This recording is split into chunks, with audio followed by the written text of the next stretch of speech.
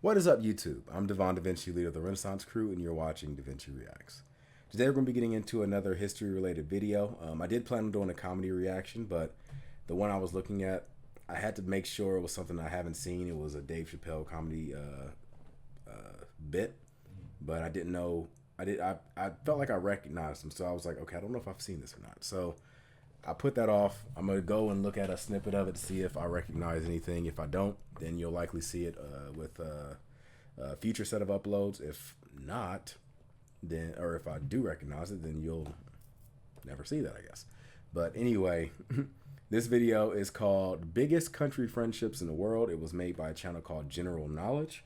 I will have a link for their channel at the end of the video. So if you go about 30 minutes, or if you go to the end of the video within the last 30 seconds, you'll see an icon pop up. You click on it, it'll take you to their channel. You can like, comment, subscribe, all the other good stuff. And I will have a link for the original video in the description box down below. That is for those of you that want to watch it on your own without me like pausing or talking over it. Or if you are a reactor yourself and you want to do a reaction to it. Or if you want to be cool and, you know, watch the original before watching this one. That way you can give the original content creator some support. That's the best way you can do it. Also, before you watch this video, I do ask that if you enjoy this video, hit that thumbs up button, because it helps me out with the algorithm. I have no idea if this video is going to get copyright claimed or not, so half the time I don't really, you know, go into this expecting to get anything. So, you know, a good secondary gift would be a thumbs up. If you enjoyed it, of course. I'm not asking you to thumbs it up if you didn't enjoy it. So if that's a way you want to, you know, if you enjoy this and you want to show my channel support, that's the best way you can do it. Also, I do have a Patreon. It has exclusive reactions to TV shows and movies that are exclusive to Patreon. I have no intentions of ever bringing them over to YouTube. So if you want to check those out, go to my Patreon. It's only $1, and you should be able to get access to everything from the very start. Anyway, let's jump into this and see what it has to offer. Biggest country friendships. It depends on whether it's talking about all-time country friendships or modern country friendships. Because, like, for example, while nowadays the UK and France are considered very close as far as friends, that hasn't always been the case throughout history. So I'm curious to see like what the guidelines are. A couple months ago, I did a few videos on some of the biggest country rivalries in the world. Someone suggested I should do the opposite and talk about a few of the biggest country friendships. So in this video, I'm going to talk about a few of those. Starting with Canada and the USA. Relations between Canada and the United States have been extensive throughout both of the countries' histories. They have a very large shared border and they're very close culturally and economically. It is said they have one. You can tell that we're very close because the only thing that America will like, the only thing we can say about Canada to try to, you know, fuck with them is to say like they're too friendly. Like that's our biggest insult. Like y'all are too nice. And you know, America, we can talk mad shit when we want to. So if the best we can come up with is you're too nice, then you must be someone that we are cool with. I was about to say, if you want to see the rivals video, let's do the same thing I did with the Would I Lie to You Bob Mortimer special, or the compilation. 500 likes, that's all. 500 likes and I'll do the rivalry video. Of the closest, most stable, and mutually beneficial relationships in the world. Initially, it wasn't that great because at the time of American independence, a lot of British loyalists fled to Canada, which remained under the UK's rule and side. But eventually, it improved and became great. There's even an unofficial Canada-USA friendship flag, which is flown in cross-border hockey or baseball games, family reunions. That is the first time I've ever seen that flag. Like, ever. I did not know that that was a thing. I mean, it looks cool, but I had no idea that existed. I've heard people talk about, like, I know there's a video out there that exists that asks, like, could the United States be invaded? Or can a country invade the United States or whatever else? And the question is, it'll be tough as hell because the only two countries that connect with us on a border standpoint are Canada and Mexico. And those are two countries that we're really, really cool with. I mean, Mexico, we've had some issues with the previous administration, but I think that our relationship surpasses that. So, yeah, like, I don't think Canada's ever going to invade us. I don't see Mexico invading us anytime soon. Probably the closest would be the somewhat close proximity we have with Russia next near Alaska. That'll probably be the closest that we can get to being invaded by somebody. But at the same time, it's like, and I don't mean to like crap on Alaska, but it's not really a strategic area. I mean, I'm sure there's probably like oil up there maybe, but I don't really see you gaining too much by trying to tackle Alaska, because it'll give the United States mainland enough time to go up there and, prepare a counterattack.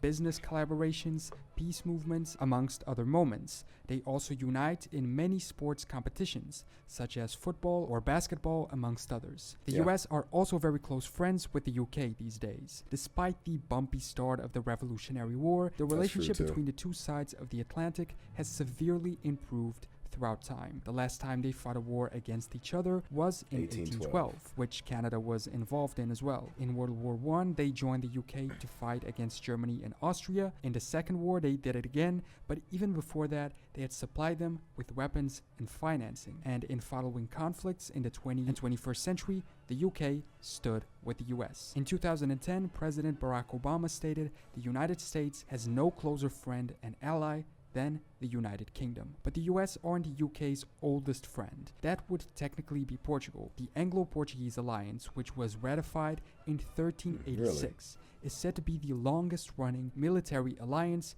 in human history. In 1147, English crusaders were instrumental in aiding the Portuguese in the conquest of Lisbon from the Moors. There followed important trade between the two countries, and commercial treaties were agreed upon as well. The first formal political treaty of alliance was done in 1373 by Edward III, an envoy of King Ferdinand. It was agreed that English archers would go to Portugal to defend attacks from Castile, and in 1385 they did exactly that. The Portuguese, with the help of these English archers, overwhelmingly defeated the invading Castilian forces, which outnumbered them at the Battle of Aljubarrota. After that, the two countries signed the Treaty of Windsor, formally declaring that they would help each other in times of need. England helped Portugal numerous times due to this treaty, such as their participation in the Iberian Peninsular War and during Napoleon's invasions, and Portugal assisted the UK during World War I directly and World War II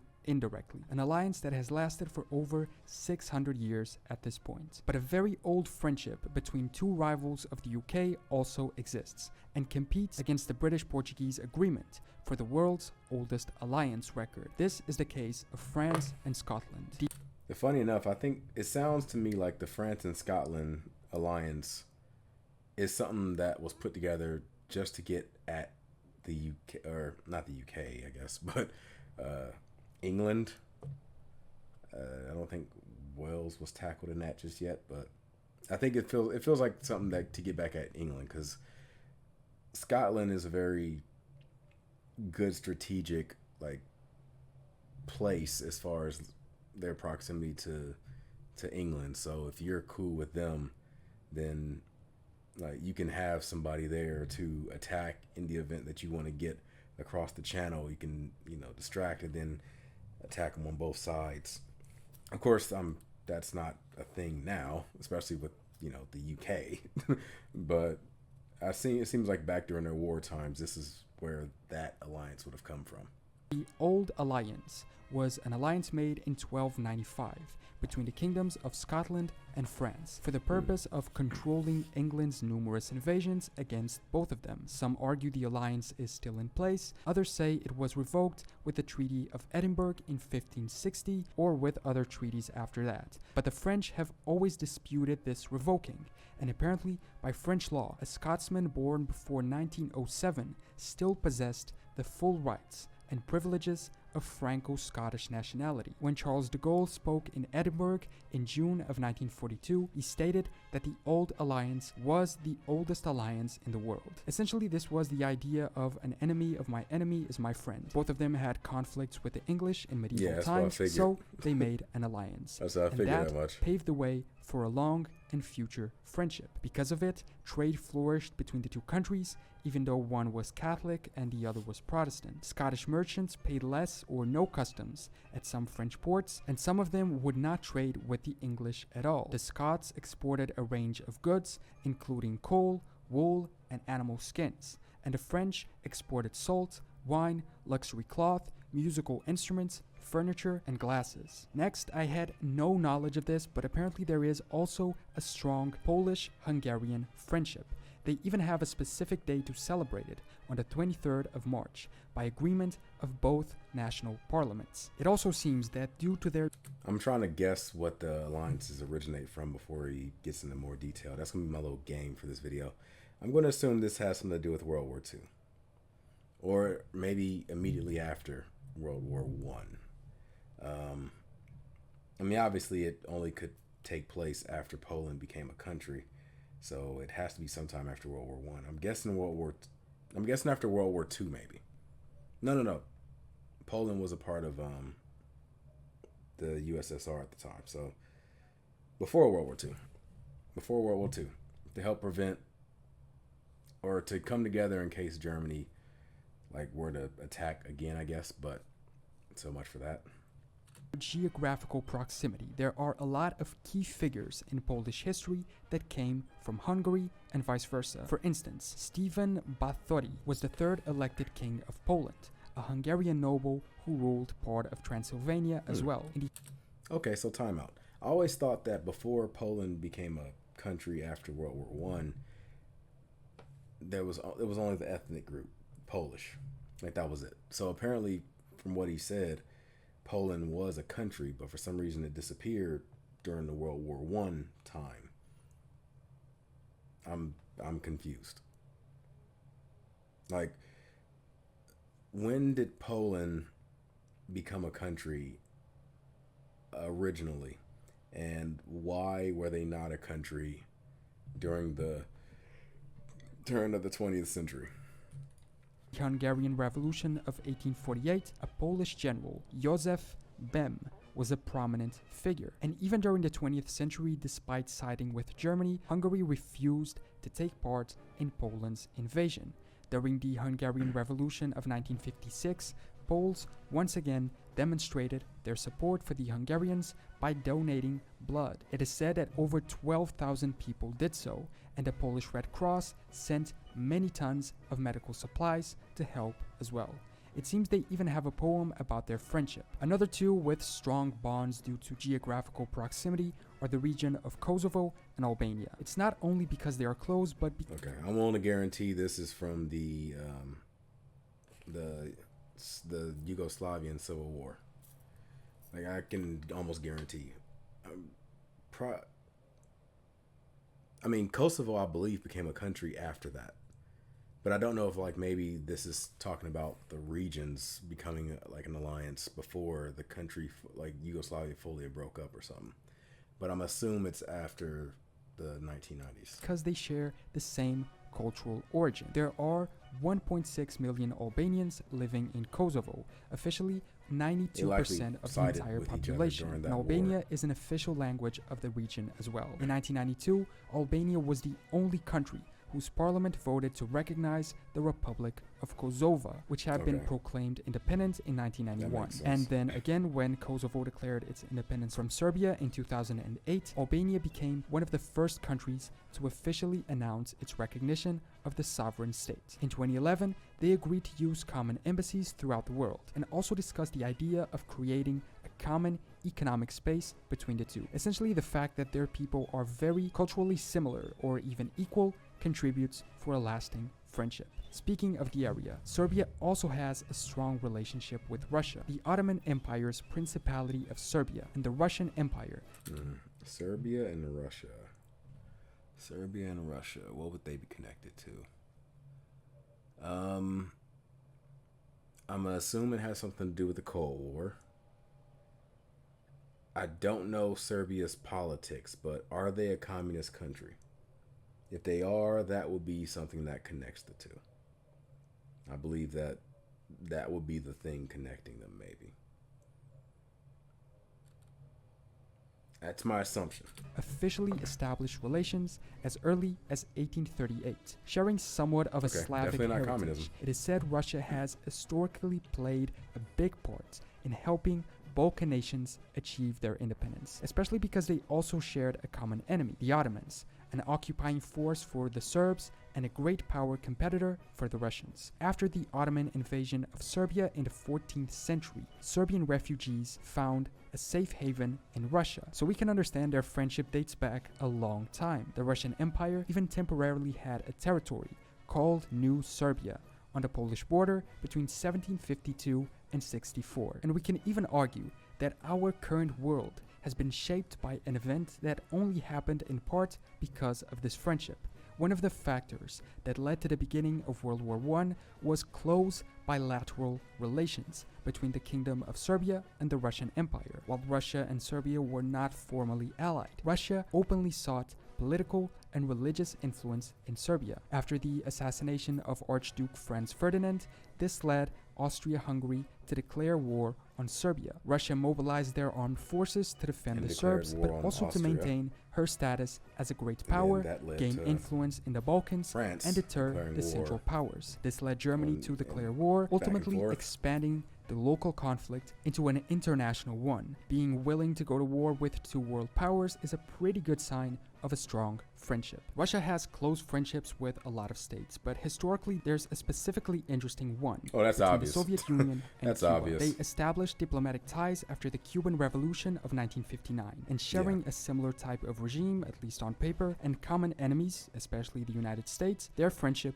grew. But Cuba's dependency on the Soviets grew as well. Cuba became increasingly dependent on Soviet markets and military aid, becoming an ally of the Soviet Union during the Cold War and serving as the stage of some high-tension moments. In 1972, Cuba joined the Comecon, an economic organization of states designed to create cooperation among Soviet allies. The biggest evidence of this close relationship and dependence is that when the Soviet Union collapsed in 1991, Cuba went through some especially difficult financial troubles. Cuba was also historically good friends with East Germany for a lot of the same reasons. Being severely, if not totally, under Soviet influence, East Germany was also close to the Cubans, as it probably was with all the countries under the Warsaw Pact. They even gifted East Germany an island, with the aim of East Germans having a warm place to spend their vacations. A fun fact is that in the Treaty of German Unification, it's crazy how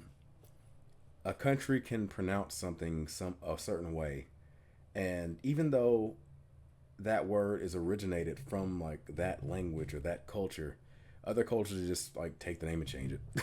Like, I don't know if like Warsaw, like he said, is from his language or his culture or whatever, but like someone to hear that and then just like change it. Like, oh, well, we're going to call it Warsaw.